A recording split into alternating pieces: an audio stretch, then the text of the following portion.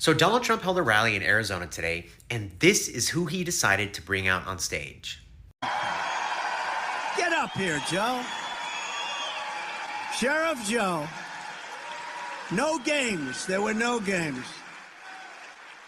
There were no games being played with Sheriff Joe. I didn't know he was here. Come here, Joe.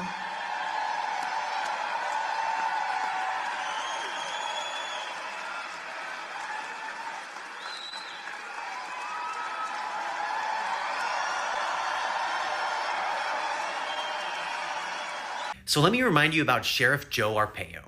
Sheriff Joe was found guilty of criminal contempt of court in 2017 for violating a court order to stop racially profiling Latinos.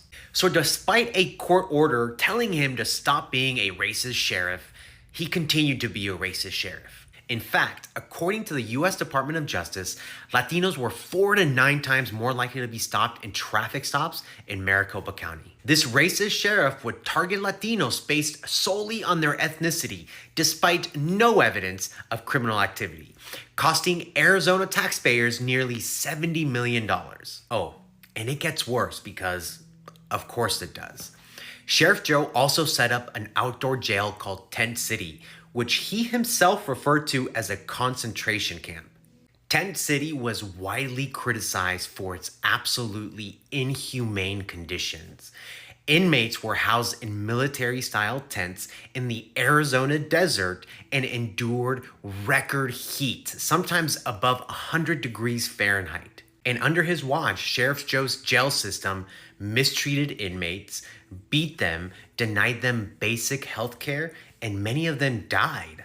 And Arizona taxpayers were again on the hook, having to pay over $140 million to the families of those who died and for legal fees. And after Sheriff Joe was convicted of refusing to stop racially profiling Latinos, do you know who pardoned him? Donald J. Trump. And Donald J. Trump also praised Sheriff Joe's inhumane practices.